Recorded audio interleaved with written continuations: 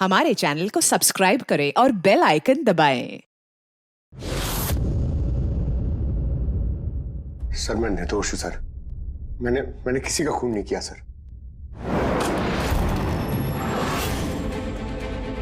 जानते हो ये क्या है? डीएनए रिपोर्ट है सर। ये तो तुम्हें ये भी पता होगा कि इस रिपोर्ट में क्या लिखा है, और फिर भी तुम चाहते हो कि मैं मान लूं कि तुम निर्दोष हो, तुम गुनहगार नहीं हो। सर आपने हमेशा हमें यह सिखाया सर कि सच से बड़ा दुनिया में कुछ भी नहीं है सर। इस केस की भी यही सच्चाई है सर। मैंने किसी का खून नहीं किया सर, मैं सच कह रहा हूं। अगर तुमने खून नहीं किया है तो फिर तुम्हारा खून उस हथियार पे कैसे पंकज? मुझे नहीं पता सर। कैसे नहीं पता तुम्हें? हा? ये जो तुम्हारे हाथ पर चोट लगी है, ये जो खून का निशान है, वो चीख चीख के कह रहा है कि गुनहगार तुम ही हो पंकज, तुम हो। सर मैंने आपको बताया था सर, मैं ऑटो से जब ब्यूरो आ रहा था सब तब कटा था सर। ये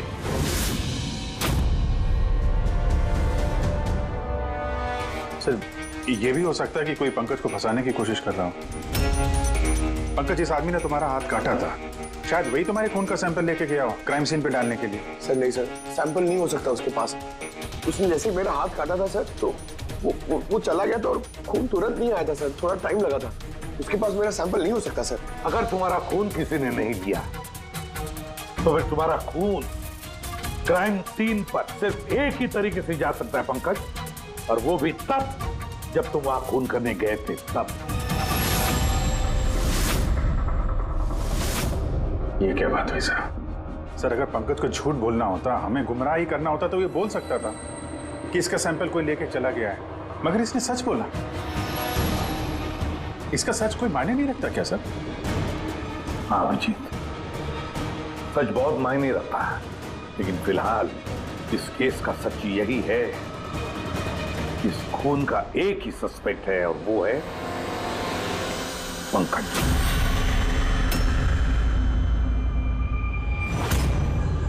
मैं तुम्हें सीआईडी से सस्पेंड कर रहा हूं। सर मेरा यकीन कीजिए सर, मैं सच कह रहा हूं। मैंने खून नहीं किया, मुझे मेरे पिताजी की कसम है सर। पंकज, तुम्हारी गन और बैच। सर, एक बेटा अपने पिता के श्राद्ध के दिन उसकी झूठी कसम कैसे खा सकता है सर? मैंने तुमसे नहीं पूछा फ्रेडी। गन और बैच।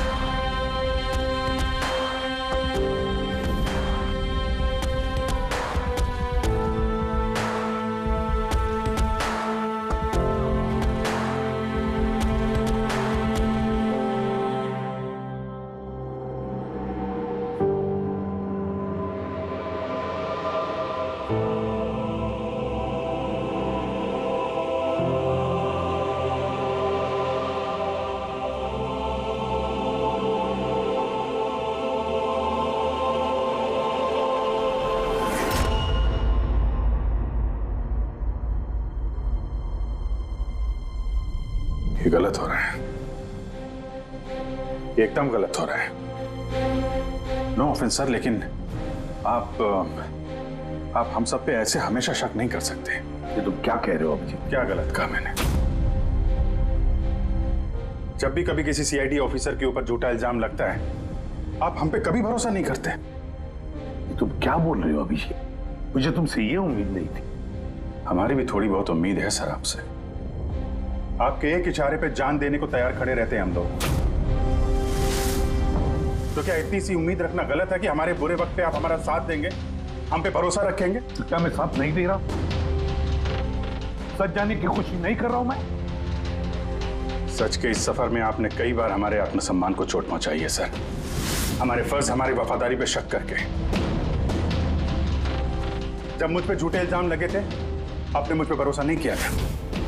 और जब तक अभिजीत निर्दोष साबित नहीं होता, उसे जेल में ही रहना होगा।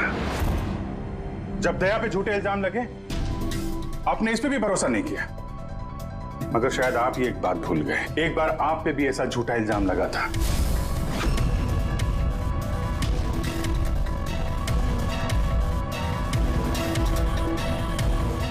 उस वक्त हम में से किसी ने भी आप पे शक नहीं किया था, बल्कि एक मजबूत दीवार बनकर सामने डटे खड़े रहे थे ताकि आपके ऊपर आंच ना आ सके।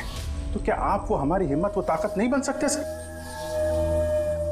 अभिजीत, मुजरिम से भी ज्यादा खतरनाक होता है एक इमोशनल सीआईडी ऑफिसर। तुम इमोशनल बन गए हो अभिजीत। मैं तुम्हें इस केस से हटा रहा हूं।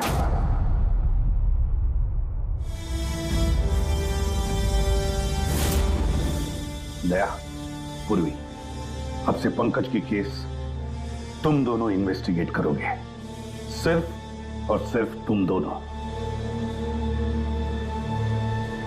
ठीक है सर। अब आपको मुझ पे इतना भी भरोसा नहीं रहा कि मैं इस केस को न्यूट्रल तरीके से देख पाऊंगा भी या नहीं।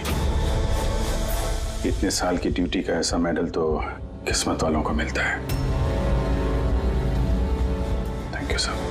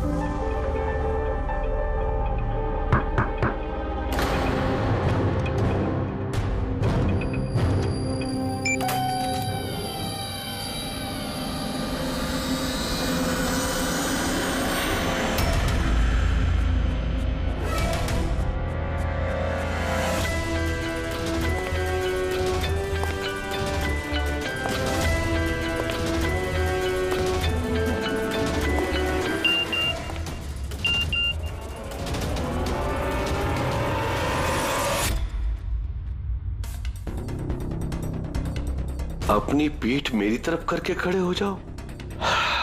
चलो ये भी करके देख लेते हैं।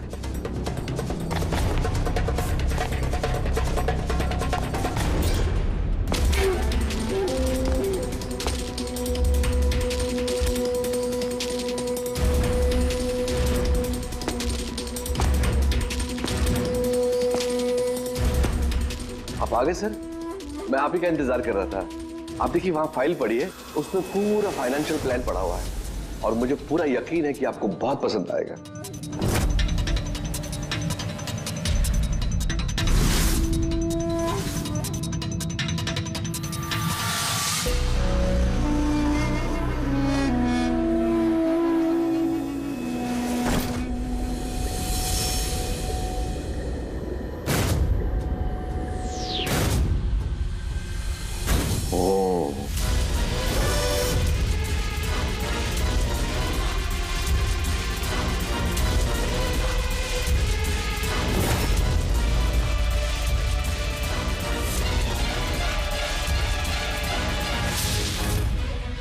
अरे ये तो नकली है।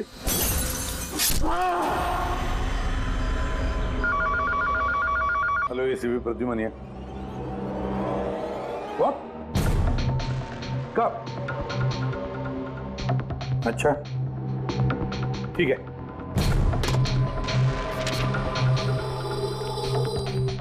दया, अभिजीत, विक्रम विजय का खून हो गया। विक्रम विजय, वो हवाला कांड वाला सर? वही विक्रम विजय आज तक कानून से बच के भाग रहा था। आज उसका कत्ल हुआ, उसके ही घर में। एक न एक दिन तो ये होना ही था सर, इतने सारे दुश्मन पाल रखे थे उसने। सर रियली सॉरी सर, थोड़ा लेट हो गया। क्या बात है पंकज, कहाँ रह गए थे तुम? सर वो डैड का श्राद्ध था सर, आज मंदिर गया था सर पूजा करने। ठीक है, और ये हाथ में क्या हुआ? अरे सर ये आते हुए लग गया, मामूली चोट है, इतना जोर से नहीं लगा सर। ठीक है, तैयार हो जाओ, एक मर्डर केस आया हुआ है। अब ये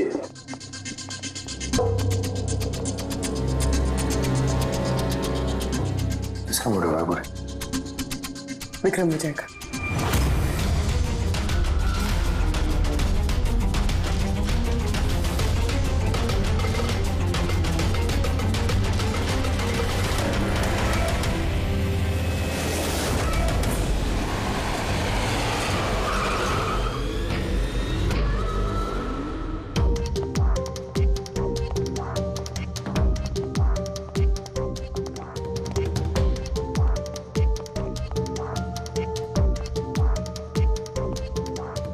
CID? जी हाँ सर मैं गोपाल हूँ, विक्रम सर का मैनेजर। ये तीनों कौन? ये मोहित, विशाल और ये राघव है, ये सर के सिक्योरिटी गार्ड्स हैं। और आप? ये विक्रम सर की वाइफ हैं, मधु मैडम, और बाकी सब स्टाफ है। बॉडी कहाँ है? सर बॉडी अंदर है। बहुत बुरी तरह से वार किया इसमें। ये गर्दन पे वार किया है और पेट और छाती पे भी मारा है। वो नहीं पक्का करना चाहता था कि किसी भी तरीके से ये बचने ना पाए।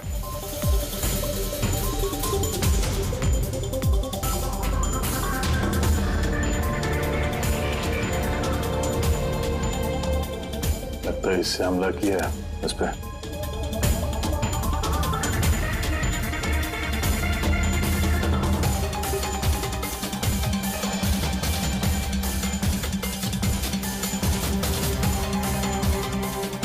विक्रम के फोन पे आखिरी मैसेज किसी अननोन नंबर से आया। अपनी पीठ मेरी तरफ करके खड़े हो जाओ। पीठ मेरी तरफ? मतलब वो आदमी इसको अपना चेहरा नहीं दिखाना चाहता था क्या?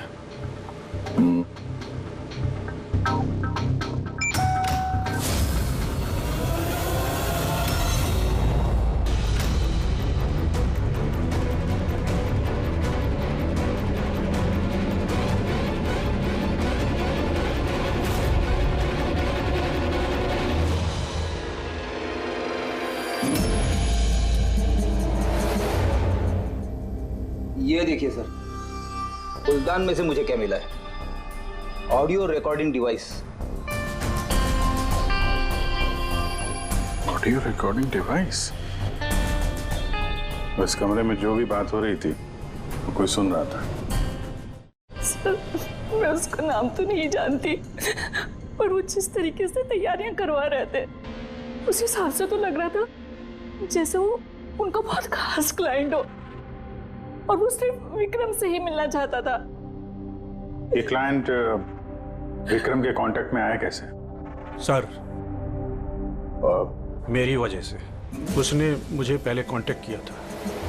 वो विक्रम साहब का पूरा इतिहास बहुत अच्छी तरह से जानता था और विक्रम सर उसके इस होमवर्क से बहुत इम्प्रेस हुए और उन्होंने मुझसे मीटिंग फिक्स करने के लिए कहा। तो आप उससे पहले मिले थे? नहीं सर, उसने कॉल किया था और वो भी प्राइवेट नंबर से।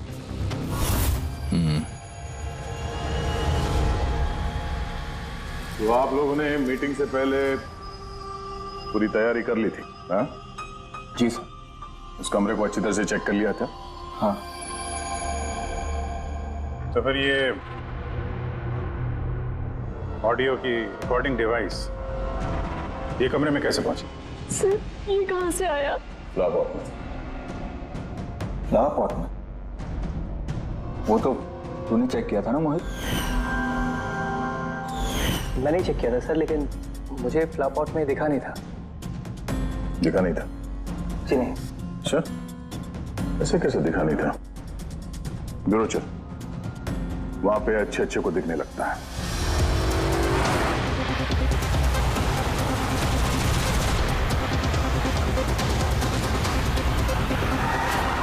मोहित पे नजर रखना। अभिजीत, गोली में चलाना। अरे कैलाश सर, आप कौन है? ये सीबीआई ऑफिसर हैं कैलाश जी। कैसे है सर? बढ़िया। क्या बात है सर, आपने अचानक रास्ता रोक लिया? अभिजीत, मुझे वो आदमी चाहिए जो तुम्हारी सीआईडी की गाड़ी में बैठा है। मोहित? वो हमारा मुजरिम है सर, हम उसे ब्यूरो ले जा रहे हैं इंटरोगेट करने के लिए। नहीं अभिजीत, वो मुजरिम नहीं है, एक सीबीआई अफसर है। क्या करें आप? ये मोहित सीबीआई ऑफिसर है? मगर सर ये तो वो गार्ड की नौकरी कर रहा था विक्रम के। दिखावा, सच को छिपाने के लिए। कैसा सच? मोहित एक अंडरकवर है और मेरे कहने पर वहां ड्यूटी कर रहा था, और मेरे कहने पे ही उसने विक्रम के वहां वो रिकॉर्डिंग डिवाइस लगाई थी, और इसीलिए कुछ भी बताने से मना कर रहा था। ये अंडरकवर है, मर जाएगा मगर प्रोटोकॉल नहीं तोड़ेगा। नहीं ठीक है सर, वो एक्चुअली थोड़ी बहुत पूछताछ करनी पड़ेगी, खून का मामला है। जस्ट जनरल बातचीत। और हमें वो ऑडियो रिकॉर्डिंग मिल सकती है सर? हम जानना चाहते हैं कि खूनी और विक्रम के बीच क्या बात हुई थी।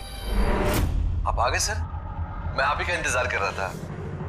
आप देखिए वहां फाइल पड़ी है, उसमें पूरा फाइनेंशियल प्लान पड़ा हुआ है और मुझे पूरा यकीन है कि आपको बहुत पसंद आएगा। ये नोट तो नकली है। सर ऐसा लगता है कि विक्रम विजय खूनी को जानता है, इसलिए खूनी ने उसे अपना चेहरा देखने ही नहीं दिया। और जैसे ही विक्रम को पता चला कि जो पैसे उसे दिए गए वो नकली हैं, खूनी ने उसे मार दिया और बैग लेके चला गया। तो काम करते हैं, इस मोहित से अंडरकवर कॉप से पूछताछ करते हैं।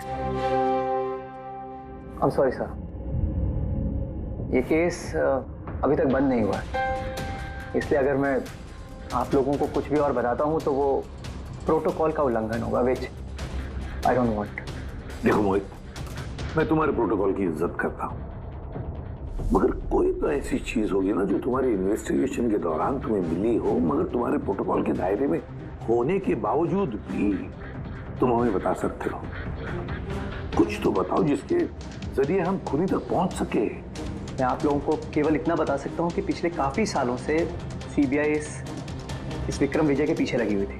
आज से 15 साल पहले सन 2002 में सीबीआई ने एक अंडरकवर ऑफिसर को भी विक्रम विजय के पीछे लगाया था, कुछ खास सबूत इकट्ठा करने के लिए, लेकिन कुछ हासिल नहीं हुआ और अनफॉर्चुनेटली हमारे वो ऑफिसर मारे गए। एक मिनट, नाम क्या था इस ऑफिसर का? इंस्पेक्टर अधिराज।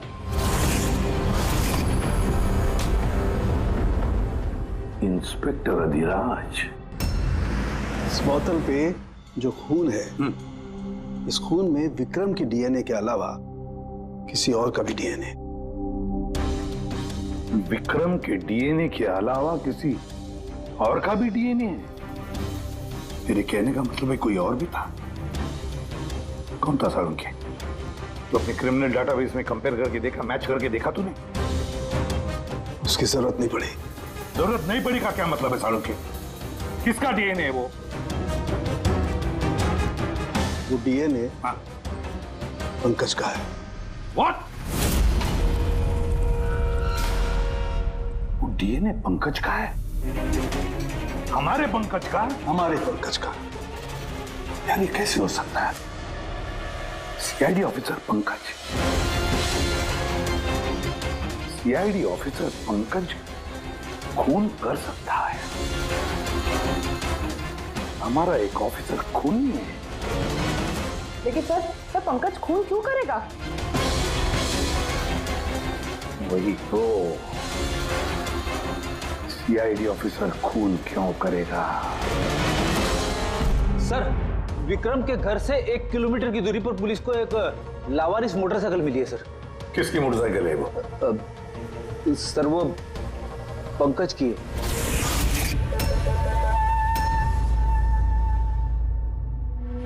लगा मुझे। क्या मतलब? पंकज की बाइक पड़ी है वहां पे और आप लोगों को हैरानी नहीं हुई? विक्रम विजय जिसकी मौत हुई है आज, 15 साल पहले अधिराज जी, पंकज के पिता, एक अंडरकवर कॉप, बॉडीगार्ड बन के विक्रम विजय के खिलाफ सबूत इकट्ठा कर रहे थे और उसी दौरान वो मारे भी गए। मतलब सर, पंकज को ये लगता है कि उसके पिताजी की मौत के पीछे विक्रम विजय का हाथ था और इसीलिए उसने अपने पिताजी की मौत का बदला लेने के लिए।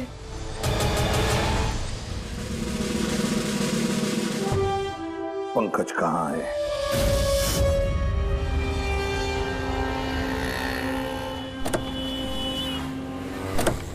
अरे सर, आप लोग? यही सवाल तो हम भी तुमसे पूछने वाले थे। तुम यहाँ क्या कर रहे हो? तुम तो बीमार थे ना? अरे सर, बाइक चोरी हो गई थी मेरी। ये सामने पुलिस स्टेशन में रिपोर्टर कहानी आया था। ये देखिए। हमें पता है तुम्हारी बाइक कहाँ है। आप लोगों को कैसे पता सर? तुम्हारी बाइक विक्रम विजय के घर के पास मिली है। वही विक्रम विजय जो तुम्हारे पिता का खूनी है।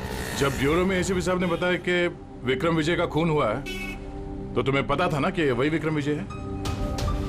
हाँ सर। अरे तो ब्यूरो में क्यों नहीं बताया तुमने? तुम्हें बताना चाहिए था ना कि विक्रम विजय तुम्हारे पिता का खूनी है। सर, डैड का श्राद्ध था सर। मंदिर से ब्यूरो आ रहा था, उनके बारे में सोच रहा था, ये न्यूज आ गई।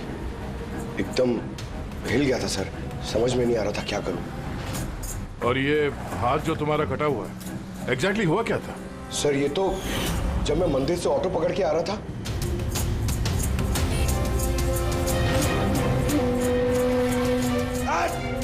क्या हुआ साहब? तो एक अनजान आदमी ये घाव देके चला गया, यूं ही बेवजह। सर मैं जानता हूँ यकीन करना थोड़ा मुश्किल है, लेकिन सच यही है सर। पंकज यार, तुम तो हमेशा बाइक पे ब्यूरो आते थे ना, अचानक ऑटो में कैसे आया? अचानक नहीं सर, मेरी बाइक तो 2 दिन से खराब पड़ी है। तो तुम्हारी खराब पड़ी हुई बाइक कोई लेकर गया, उसने उसे रिपेयर करवाया और ठीक होने के बाद उसे एक लावारिस जगह पे छोड़ दिया। वो भी संयोग से एक ऐसे इंसान के घर के पास छोड़ दिया जिसका आज ही खून हुआ और जो तुम्हारे पिता का खूनी भी है। सर आप लोग मुझ पे शक कर रहे हैं? आप लोग को लग रहा है उस विक्रम विजय को मैंने मारा है?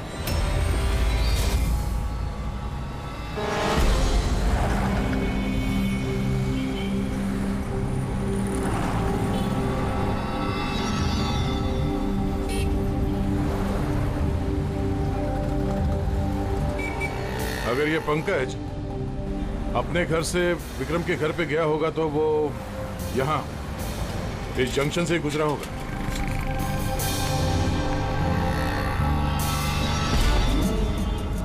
सर सिग्नल पे सीसीटीवी कैमरा लगा हुआ है।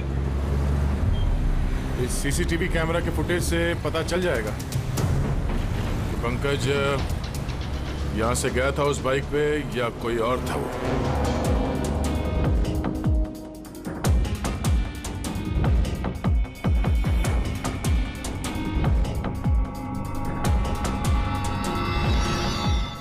एक मिनट रिवाइंड करना, पॉज कर। सर ये देखिए, कि पंकज की तरह नहीं लग रहा है। बाइक का नंबर है XYA 4784। सर पंकज की बाइक का नंबर भी यही है। पूर्वी, ये पंकज इतनी लापरवाही तो नहीं कर सकता कि एक जुर्म करने के लिए जाते वक्त सड़क पे एक और जुर्म करे, सिग्नल तोड़ने का। जरूर कोई है जो पंकज को फंसाना चाहता है और उसी ने ये सिग्नल भी तोड़ा है ताकि हमारा जो शक है पंकज के ऊपर वो और मजबूत हो जाए। मगर सर पंकज को कौन फंसाना चाहेगा? शायद उसका कोई पुराना दुश्मन। सर मेरा ऐसा कोई पुराना दुश्मन नहीं है जो मुझे फंसाने के लिए ऐसी साजिश रचेगा। सर पंकज दिमाग पर जोर डालो, कोई तो होगा। नहीं सर, अगर तुम्हारा कोई दुश्मन नहीं है तो फिर ये खून तुमने ही किया है। तुमने। अपने पिताजी की मौत का बदला लेने के लिए, और वो भी उनकी बरसी के दिन। सर मेरा बदला लेने की कोई मेंटालिटी नहीं है सर। मैं खूनी नहीं हूं सर, मैं एक सीआईडी ऑफिसर हूं। जहां तक पिताजी की बात है सर, मैंने तो उन्हें ठीक से देखा भी नहीं। सर मुझे तो ऐसा कुछ याद भी नहीं है जो उन्होंने हमारे साथ कोई अच्छा टाइम स्पेंड किया हो या हमारे साथ रहे हो। सर उन्हें तो फर्क भी नहीं पड़ता होगा कि उनका कोई बेटा है जिसे उनकी जरूरत भी है सर। मतलब तुम्हारे पिताजी के साथ तुम्हारे संबंध अच्छे नहीं थे? सर वो एक अंडरकवर कॉप थे सर। वो ज्यादातर अपने काम में ही बिजी रहते थे। घर गृहस्थी परिवार बच्चे इनसे उनका कोई लेना देना नहीं था सर। मुझे तो सिर्फ मेरी माँ ने पाला है सर। लेकिन फिर भी पंकज, तुम्हारी अपनी पिताजी के साथ कुछ ना कुछ तो यादें जुड़ी होंगी ना? कुछ भी? बस सर थोड़ा सा याद है मुझे सर। मुझे मेले में ले जाते थे सर वो, मगर मेले में ले जाने से पहले सर वो मुझे हॉस्पिटल ले जाते थे हमेशा। हॉस्पिटल में? वो क्यों? शायद बचपन में वो बहुत बीमार रहता था और वो हॉस्पिटल ले जाते थे और मुझे बहुत दर्द होता था सर। दर्द? पंकज, कहाँ दर्द होता था? सर पीठ में, यहाँ पे सर। पीठ में? पंकज, डॉक्टर क्या करते थे पीठ में? नहीं सर, ऐसा कुछ याद नहीं आ रहा सर। याद करो पंकज, याद करो। सोचो क्या करते थे? तुम्हारी पीठ में इंजेक्शन लगाते थे या पीठ में से खून निकालते थे? क्या करते थे? याद करो। सर ड्रिल मशीन से कुछ करते थे सर हॉस्पिटल में। क्या कहा? ड्रिल मशीन से? और उसके बाद तुम्हें पीठ में दर्द होता था? बहुत दर्द होता था सर। मैं हफ्तों तक सीधे बैठ भी नहीं पाता था। और फिर घर जाने के बाद तुम्हें नींद सी आती थी? कुछ अजीब सा लगता था? चक्कर आता था? हाँ सर। मेले में भी जब मैं घूमने जाता था तो नींद में ही रहता था सर। ऐसे चक्कर आते रहते थे सर बस। लेकिन सर इस बात का इस केस से क्या लेना देना? लेना देना है बॉस। मुझे लगता है इसके पिताजी ने इसकी बहुत छोटी उम्र में इसका बोन मैरो डोनेट करवा दिया था। लेकिन सर बच्चों का बोन मैरो डोनेट करवाना तो गैर कानूनी है ना? गैर कानूनी है, लेकिन मुझे लगता है बॉस पैसे की वजह से या किसी भी और वजह से उस डॉक्टर ने इसके पिताजी के लिए ये सब कुछ किया था।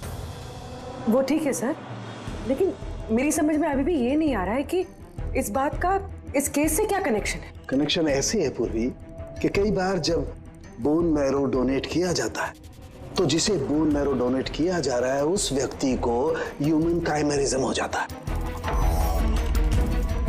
ह्यूमन काइमेरिज्म?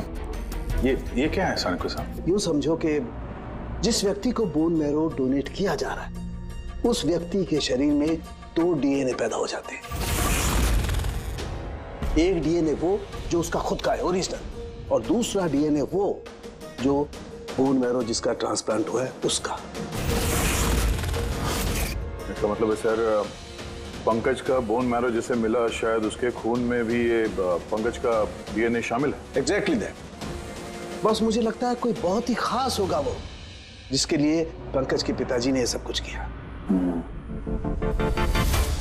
कोई ऐसा खास आदमी जो पंकज के पिताजी इंस्पेक्टर अधिराज के बहुत ही करीब था और उसकी मौत का बदला लेने के लिए उसने ये खून कर डाला। पर कौन?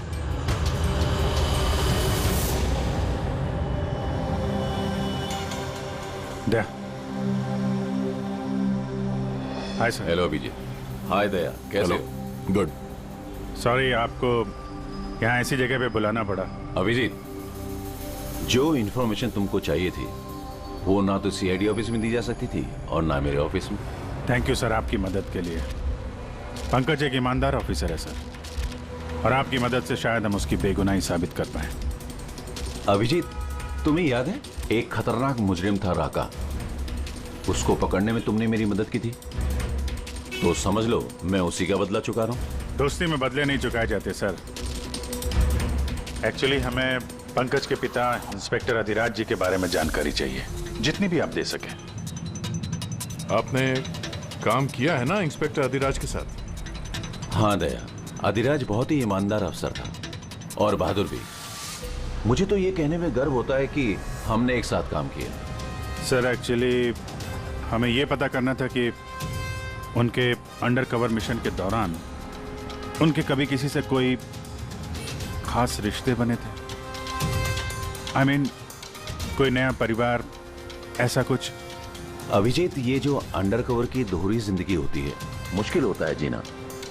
एक पुलिस वाला भी तो इंसान ही होता है ना, और उसे भी वो चौकट कभी कभी नहीं लगनी चाहिए जो वो लांग गए। मतलब उनको भी किसी से प्यार हुआ था?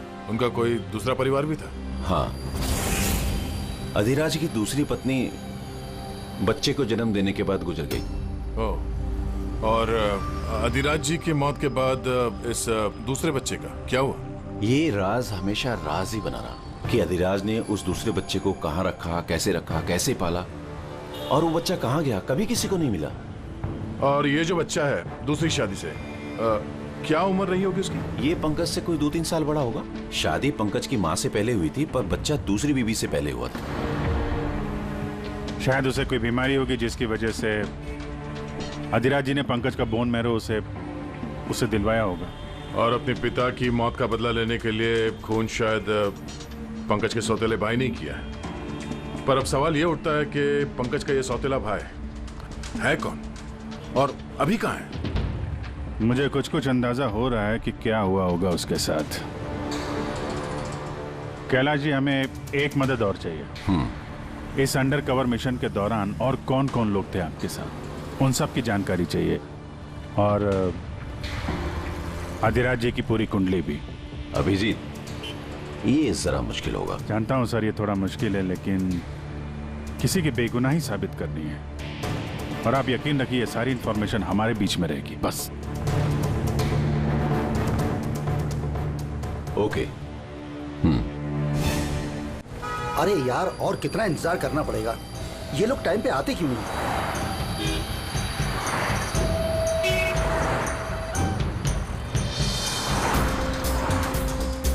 अरे यार, आधे घंटे से इंतजार कर रहा हूँ। अरे मुझे आज ही पूरा पैसा चाहिए। अरे मुझे निकलना है इस शहर से आज ही। तेरा हिसाब तो मैं आज, अभी और इसी वक्त चुकता कर दूंगा।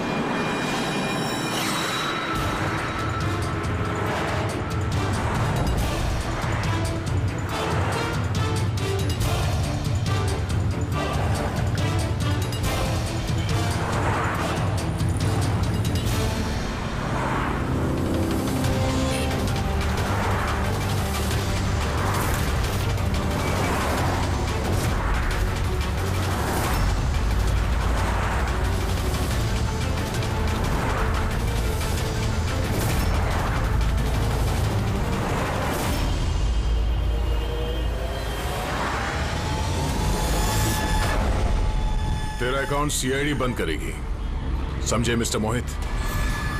ये सर के सिक्योरिटी गार्ड्स हैं। नहीं अभिजीत, वो मुजरिम नहीं है, एक सीबीआई अफसर है।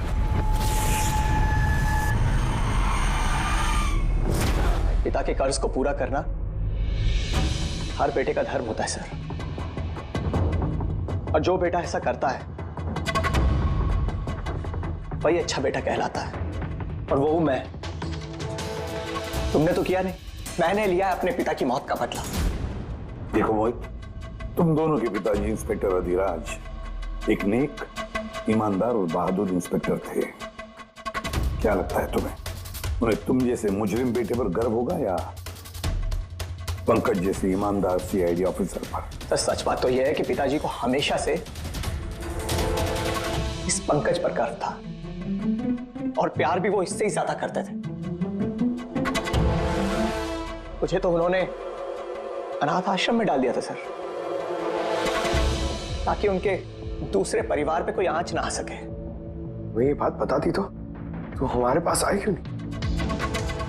मैं तो भाई हूं तुम्हारा यार, हम दोनों मिलकर पकड़ते विक्रम को, और कानून के रास्ते। नहीं चाहिए थी मुझे तुम्हारी मदद, हमारे पिताजी के कातिल को कैसे पकड़ना है और कैसे उससे बदला लेना है, ये सारी प्लानिंग मैंने कर रखी थी सर, बहुत सालों से। और यही कारण है कि मैं सीबीआई ऑफिसर बना और ठीक हमारे पिताजी की तरह ही एक अंडरकवर ऑपरेशन पे गया विक्रम विजय के खिलाफ। लेकिन इस बार उसे सजा दिलवाने के लिए नहीं सर, बल्कि उसे खत्म करने के लिए। एक सीबीआई ऑफिसर होकर भी तुमने जुर्म किया। तुम जैसे लोगों की वजह से ही लोग कानून पर विश्वास करने से कतराते हैं।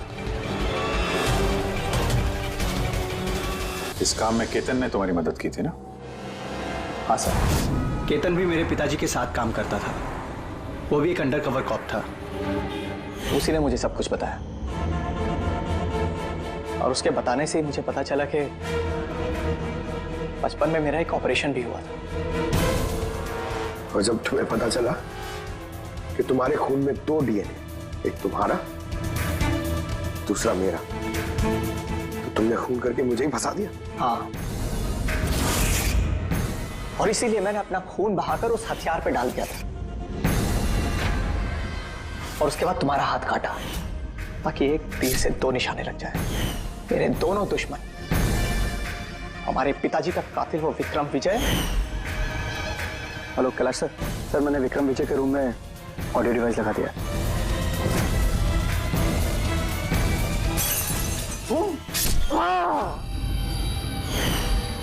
और तुम मुझसे इतनी नफरत क्यों है तुम्हें भाई? क्यों ना करो तुमसे नफरत? आज तक सब कुछ तो तुम्हें मिला है। हमारे पिताजी का नाम, उनका प्यार, उनकी इज्जत, सब कुछ। और दुख की बात तो यह है कि ये सब कुछ मिलने के बाद भी तुम्हें इतना सा भी होश नहीं था कि हमारे पिताजी का कातिल है कौन। अगर आज मैं नहीं होता तो हम दोनों के पिताजी का कातिल आज भी जिंदा होता और खुला घूम रहा होता। और तुम्हें क्या मिला हुआ है? जेल? और खून करके तुम्हारे पिताजी को क्या मिला मरने के बाद? शर्मिंदगी? सर एक बात पूछ सकता हूं आपसे? आप लोग मुझ तक पहुंचे कैसे? क्योंकि मैंने कोई कसर नहीं छोड़ी थी सारे सबूत पंकज के खिलाफ करने में। मोहित, हम जानते थे कि पंकज ऐसा कभी नहीं करेगा। और रही बात तुम तक पहुंचने की, जब हमें 2 डीएनए के बारे में पता चला तो हमने तुम्हारे पिताजी इंस्पेक्टर अधिराज का बैकग्राउंड चेक किया। उसमें हमें पता चला कि उनका और भी एक बेटा है, तुम। और फिर बस हमने उस बेटे की पूरी कुंडली निकाली, मतलब तुम्हारी। और फिर सारा मामला समझ में आ गया। बहुत गलत किया तुमने मोहित, बहुत गलत किया। कानून तुम्हें कड़ी से कड़ी सजा देगा, शायद उम्र कैद या फांसी।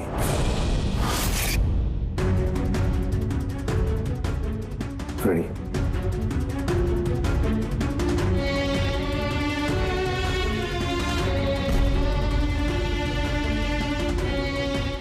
Ready sir.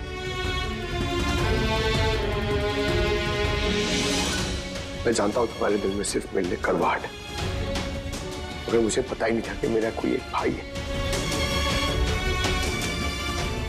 मुझे नहीं मालूम कि तुम्हारे साथ क्या होने वाला, मगर तुम एक बात हमेशा याद रखना, मैं तुम्हारा इंतजार कर रहा हूं। I'll wait for you.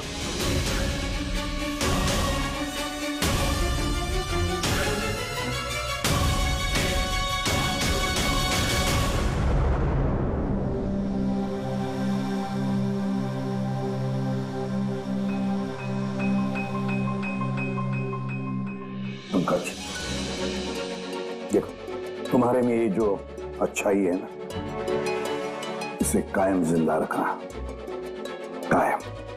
Welcome back to CID. Thank you sir. Sir, I am sorry sir. आप सही कह रहे थे। इमोशनल होके मैं कुछ जरूरत से ज्यादा ही बोल गया सर। I am sorry. देखो अभिजीत, तुम सब लोग मेरे लिए ना सिर्फ सीआईडी ऑफिसर्स हो, बल्कि मेरा गुरूर हो, मेरा आत्मविश्वास हो, मेरी ताकत हो। और एसीपी प्रद्युमन ने आज तक अपनी ताकत पर कभी शक नहीं किया और ना कभी करेगा। इम्तिहान की घड़ियां तो आती है और आती रहेंगी भी, मगर फर्ज की राह पर चलते वक्त अगर अपने बेटे पर भी गोली चलाना क्यों न पड़े, हाथ कांपने नहीं चाहिए।